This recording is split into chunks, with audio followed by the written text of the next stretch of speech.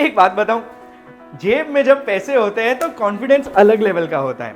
Don't get me wrong, बिना पैसों के कॉन्फिडेंस के साथ बहुत सारे लोगों ने अपना नाम बनाया है, लेकिन ये बात तो आपको माननी पड़ेगी कि अगर जेब में थोड़े पैसे होते हैं, एक छोटी सी पूंजी जमा की होती है, एक छोटा सा कैपिटल होता है, तो लाइफ बहुत इजी बन जाती है। अगर हमारा नसीब अच्छा हुआ तो हमारे पेरेंट्स ने भी ऐसी एक छोटी सी पूंजी हमारे लिए इकट्ठा की होगी।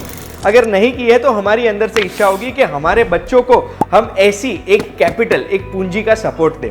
आप ये वीडियो देख रहे हैं, उसका मतलब यही है कि आपको ऐसी एक पूंजी इकट्ठा करनी है अपने बच्चों के लिए। आपके बच्चे 18 साल की एज पर करोड़पति कैसे बन सकते हैं और उसके लिए आपको कहां इन्वेस्ट करना है और वो भी कैसे, उसका कैलकुलेशन इस वीडियो में हम देखेंगे। और बहुत ही सिंपल कैलकुलेशन है, एंड तक रहना।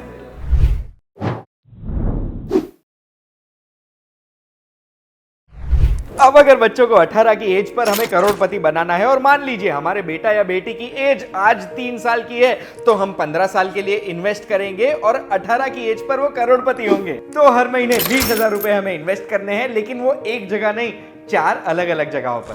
20,000 में से सबसे पहला पार्ट यानी 5,000 रुपए ये जाएंगे हमारी सेफ्टी नेट में। जब सेफ इन्वेस्टमेंट की बात होती है तो हमें एक ही चीज याद आती है और वो है पब्लिक प्रोविडेंट फंड यानी पीपीएफ। अगर हमारा बेटा है तो हम इन्वेस्ट करेंगे पीपीएफ में जो 7.1% एनुअल रिटर्न देता है। अगर बेटी है तो सुकन्या समृद्धि योजना में जो आज 8.2% रिटर्न हमें देती है।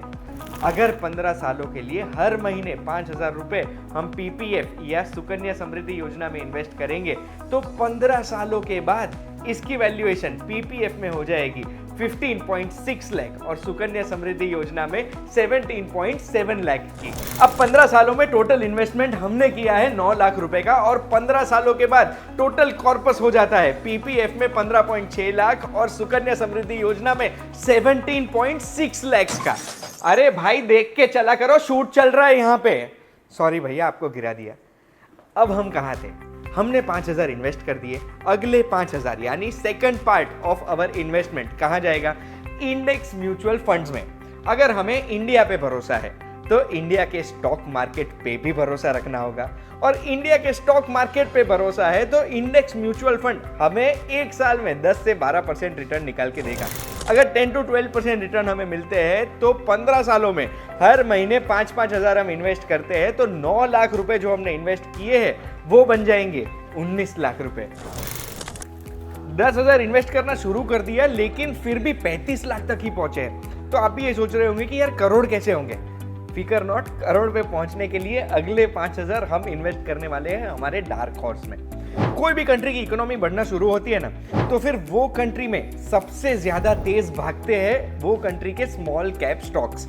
अब 1-2 स्टॉक चूज करना हमारे लिए तो इजी होता नहीं है, इसलिए अगले 5,000 हम इन्वेस्ट करेंगे स्मॉल कैप म्यूचुअल फंड में, ऐसे कोई फंड में जिसका ट्रैक रिकॉर्ड अच्छा हो, अच्छे रिटर्न्स देता है। ऐसा कोई म्यूचुअल फंड हमें हर साल का 12% से लेके 30% तक रिटर्न्स दे सकता है। मान लीजिए 15 सालों में हमें सिर्फ 18% रिटर्न भी मिलता है तो 5-5 हज़ार करके हमने जो 9 लाख रुपए इन्वेस्ट किए हैं ये 9 लाख बन जाएंगे 45 लाख रुपीस। सेफ इन्वेस्टमेंट हो चुका है, स्टॉक मार्केट में इन्वेस्टमेंट कर दिया है।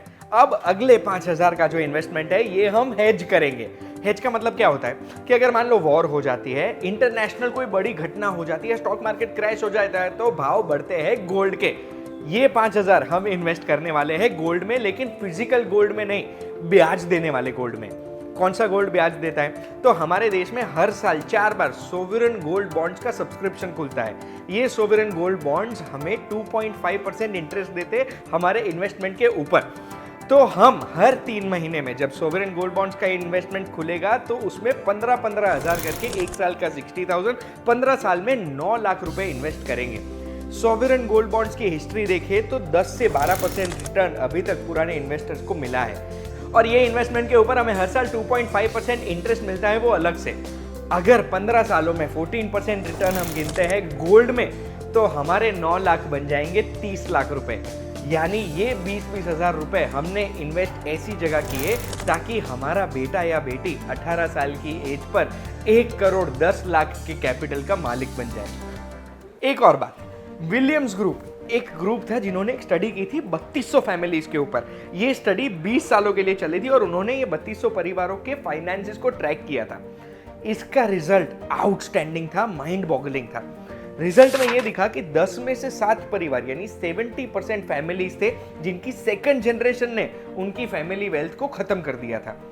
90% फैमिलीज यानी 10 में से 9 परिवार ऐसे थे जिनकी थर्ड जनरेशन, तीसरी पीढ़ी ने उनकी फैमिली वेल्थ को खत्म कर दी थी। ये क्यों होता है? क्योंकि सेकंड जनरेशन, थर्ड जनरेशन तक अगर पैसे हैं परिवार में तो फाइनेंशियल लिटरेसी नहीं पहुंच पाती है और इसीलिए बच्चे पैसे बर्बाद कर देते हैं।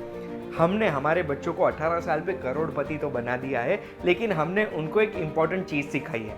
उनके नाम पर सेविंग्स और इन्वेस्टमेंट करके हमने उनको सिखाया है कि सेविंग्स और इन्वेस्टमेंट का इंपॉर्टेंस क्या होता है, कंपाउंडिंग इंटरेस्ट का फायदा क्या होता है, लंबे टाइम तक सेविंग्स को पड़े रहने देने से हमें क्या बेनिफिट मिल सकता है और पैसों की जरूरत पड़ने पर हमें क्या करना होगा।